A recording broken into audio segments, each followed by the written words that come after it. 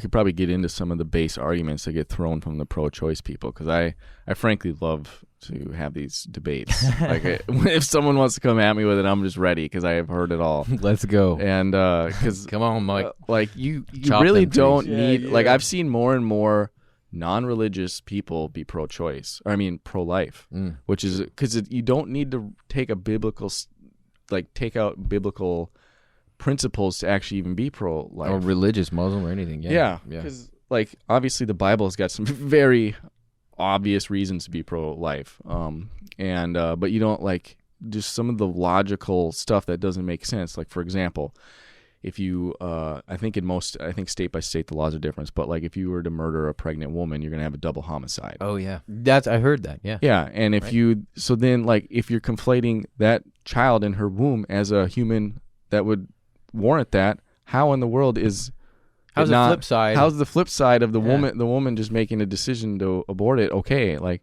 there's a lot of these double standards that make no sense. It's like that literally means the human rights of that child are dependent on an opinion of the mother in that moment. Her opinion could change one day, and now all of a sudden that baby has rights. One day it doesn't, and it's like there's no lot that doesn't make any sense. Like, come on, How do you? How it doesn't make any hold sense. any water? And then Hurts my brain to think of that. yeah, and then like the other part of it is, where's the line? And usually pro-choice people have some arbitrary line in the sand of when it's too far along. Yeah. And that you can't make it, like, in law needs to be objective, and that is such a, like, arbitrary thing. Like, this many weeks it matters, or this many weeks. The heartbeat, and it's like, like, in the end, if you view the baby within the womb as not having human rights, you got to allow it all the way up to birth. Like, tell me why not? Why is this arbitrary heartbeat? Or it's got to have, like, brain activity, or, you know, all these lines in the sand that are very subjective and, like, just seems like if they want it, it's a kid.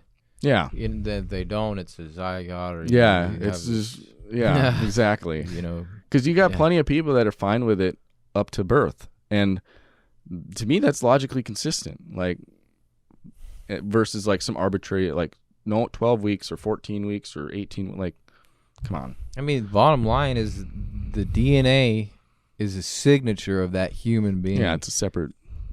Yeah. Like, how can you change? It's not changing. It's the signature of your humanity and the uniqueness that you are. What is a living being? What defines something that's I remember in living? biology, they say movement is living. So then a cell is living. If that's a part of you, it's like really what constitutes a human being. You know, like if I cut my arm off and, you know, like, it doesn't make sense. Also, a lot of the arguments that they would use, you could apply to end of life too. Well, it's so, like, sentience. if there's no brain activity, let's say they'll be like, "There's no brain activity yet. It's not human life." It's like that sentience. That means, right? does somebody who got in a car accident and lost brain activity is now no longer a human being as far as rights? Like, right? There's a whole bunch of different scenarios you can apply how do that. we, like, personally, I think that there's sentience. I don't know if that's the right word, because it's ability to think and, you know, sort of have that. But if you have somebody with brain damage that's so bad, and then they're, you know, carrying on in a coma or whatever, I think everybody has that. Because life and biology, they say it's movement. You know, they have this little explanation for life. But that's not the question we're really answering, right? When you have somebody who's a vegetable, we know that person's life force is not present anymore. You know, it's like a cadaver that's somehow carrying on. Like a zygote hasn't had the opportunity, and we can't even really judge that, because it's like we respond to life and that the spirituality or that life force of a human, depending on what they're putting out. You know, like, are they speaking? Are they responding? Right? There's all these. How do you test that on a zygote? Well, it's just not at that point. It's brain activity, right? It's like consciousness, right? So I'd view it as irrelevant too. Well, I mean, half these people wouldn't be alive. Let's be real. Like, you know, well, I think you have a heart attack. you're dead 200 years ago. There's no triple bypasses available. You get cancer. There's no cancer treatments for you. There's a lot of these diseases that we allow people to live way past their so-called due date. Yeah. You know, and I remember this movie, Jack Kevorkian or something. He was like a euthanasia guy for terminal patients, and he got a lot. I think he went to prison or something. I forget exactly the story, but he was championing the person's right if they are terminally ill and they're going through like a bunch of pain or whatever to say, I want to cut the cord on this. And it just made me think, like you're talking about brain dead or someone who was on life support. You know, are they? Yeah, that's do they lose human rights? Do they lose human rights because they have no consciousness? You know, because then you're going down the zygote thing. There's no brain, there's no parafrontal lobe, there's nothing going on with those. It's a DNA signature, but there's no consciousness involved. I was gonna finish my thought on that because I was just trying to talk about both those scenarios where you have like a zygote, right? We can't really test the sentience or is there consciousness or the spiritual life force? Is it there? Versus a vegetable where somebody did have it and we did test it and then we know that it's not there. I think that's a pretty we all started as a zygote. Mm-hmm. So that's typical for human beings is to start without a ability to measure life force. So we have to assume that it's there. And end up having we know for a fact the potential for it to be there. Exactly. So it's a lot different coming. than a vegetable, in my opinion. Yeah. It's like even if you can say like this 10-week-old baby in the womb is completely absent of anything we would consider like life. What that is a potential human being. Exactly, and like, we have to. You could also say it for miracles for those people. Like sometimes people they come out of comas after 10 years. Absolutely, yeah. And then they're like, "Thank God you didn't pull the plug on me, bro." Like this happens too. Mm-hmm. So those tough, and that's the thing. If you're a vegetable, those laws involved with keeping them alive and what is that called? Where the do not resuscitate. Do not resuscitate. Yep. And then the person gets the whoever's their caretaker or first in line to whatever its signature, they choose on behalf of the person. It's all very, very difficult stuff, because you're making a serious decision on somebody's life. But we all can acknowledge miracles happen. Like Joe said, there's medical marvels that occur every day. If I was in that situation, say, what would I want to be done?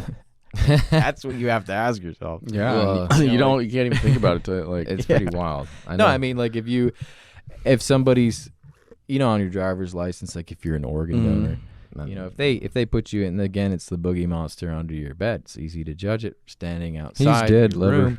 But it's like, hey, John, do you want to, if you were, diagnosed as a vegetable and there's no brain activity and this and that, would you just want the plug to be pulled? I would take me a minute to think about that. I don't know if I could just answer that really quickly. Something I would like to bring up because I feel like is technology. A lot of these choices wouldn't be available without technology. They did have abortions. Abortion's been going on for a long time. Yeah, the Egyptians been doing it. Please.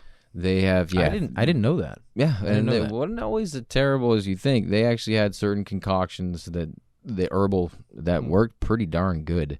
I'm sure they didn't have as many abortions as we're having now. That being said, I'm sure that did not occur, and I'd say it was only for like really rich people that didn't want to have babies. The statistics, but it has been going on for a long time, and I forget when the Egyptians, they had it in some papyrus, and they had a whole recipe for it, pretty much.